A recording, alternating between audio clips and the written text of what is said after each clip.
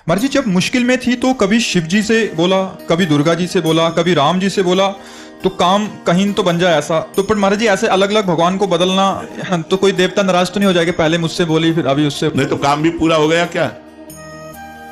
काम तो नहीं हुआ महाराज जी। कैसे हो जाए? शिव जी को पुकारा तो वो देखने लगे, पहले को दूसरे को पुकारा तो शिव जी ने देखा, वो दूसरे के पास जा।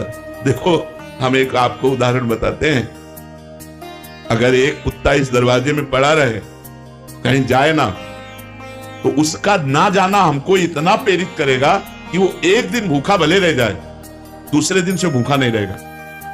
रोज दरवाजे पर निकलने पर जब हमको पता चलेगा कि ये कहीं किसी के दरवाजे नहीं जाता, केवल मेरे ही दरवाजे पे पड़ा रहता है, तो उसका पड़ा रहना हमारे ऊपर भारी हो जाएगा और हमारा कर्तव्य बन जाएगा कि यार इसको रोटी दे दो। जब कहीं जाता है और अगर ये पता है 4 दरवाजे पे जाता है तो भूखा रह जाएगा, क्योंकि वो समझेगा उनके दरवाजे में मिल गया होगा, वो समझेगा उनके दरवाजे में मिल गया होगा।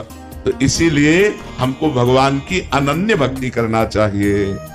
किसी एक भगवान को पकड़ लो तभी अनन्यता आएगी। एक हम आपको उदाहरण बताते हैं महाभारत का। उपमन्यु नाम के एक ऋषि थे, उनके पिता पहले ऋषि मुनि सब जंगल में वास करते थे, गृहस्थ होते हुए भी, तो वो कभी किसी से दान नहीं लेते थे।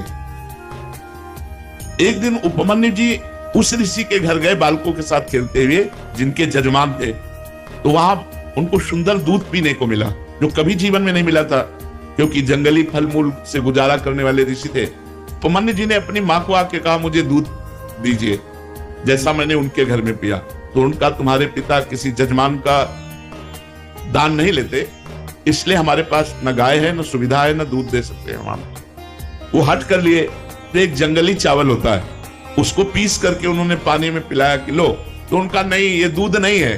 तो उनका, अगर तुम्हें दुग्ध ही पान करना है तो भगवान शंकर की आराधना कर।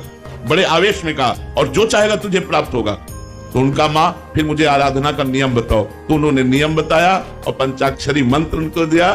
वो 10,000 वर्ष तक दाहिने पैर के अंगूठे केवल खड़े होकर पंचाक्षरी मंत्र हाथ उठा के जपते रहे 10,000 वर्ष तक। भगवान शिव प्रसन्न हो गए। बहुत, वैसे तो आशुतोष है और नरदानी बड़े शीघ्र प्रसन्न होने वाले। अब उन्होंने परीक्षा ली, इष्ट परीक्षा भी लेता है। उन्होंने परीक्षा ली, वो देवराज इंद्र बन गए और नंदिकेश्वर एरावत हाथी बन गए, और जितने शिव पार्षद थे वो सब देवता बन गए, और अंबा जी, भगवती पार्वती जी इंद्राणी बन गए। और उनका वरम ब्रू, नेत्र खोलो और वरदान मांगो। उन्होंने नेत्र खोला, देखा ये तो देवराज इंद्र का समाज, उनका जो तुम्हारी इच्छा वो मांग लो। तो उन्होंने प्रणाम किया और कहा, देवराज इंद्र और समस्त देव समाज, आपके चरणों में प्रणाम है, पर आप जाइए, मुझे आपसे नहीं चाहिए, मुझे भगवान शिव से चाहिए।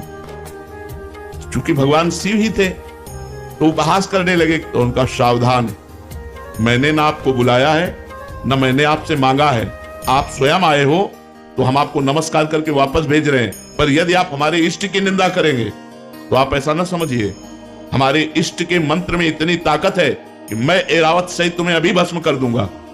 चूंकि भगवान शिव थे तो डरने वाले तो थे नहीं। फिर उपहास करने लगे शिव का। तो एक अघोर मंत्र है भगवान शिव का। हम लोग जब संन्यास मार्ग में थे तो उस मंत्र का परिचय हमें प्राप्त है। अगर ये सिद्ध हो जाए तो जो चाहे वो कर सकता है। तो उन्होंने तुरंत हाथ में जल लिया, जो ही अघोर मंत्र का संधान किया तो नंदिकेश्वर प्रकट हो गए, उस जल को रोक लिया और कहा, इष्ट मंत्र से इष्ट पर प्रहार करते हो? तब देखा तो भगवान शंकर, पार्वती और समस्त पार्षदगण, तो उनका त्राहिमाम शरणागत वत्सल भगवान शिव रक्षा करो, हमने तो देवराज इंद्र समझकर प्रहार किया। बोले, नहीं वत्स, मैं तुम्हारी परीक्षा लेने आया था कि देखें तुम एकनिष्ठ हो या केवल अपनी चाह पूर्ति करने वाले, जैसे आपने प्रश्न किया। अब बोलो क्या चाहते हो? तो उनका, जो हमारी कामना थी उसकी पूर्ति होनी चाहिए। तो उनका, क्षीर समुद्र से, जिसमें भगवान शयन करते हैं, उस क्षीर समुद्र से रोज तुम्हें दुग्ध आएगा, और अजरश्चैव अमरश्चैव, और जब तुम हमें याद करोगे मैं प्रकट हो जाऊंगा। तो अनन्य निष्ठा से ही वस्तु की प्राप्ति होती है।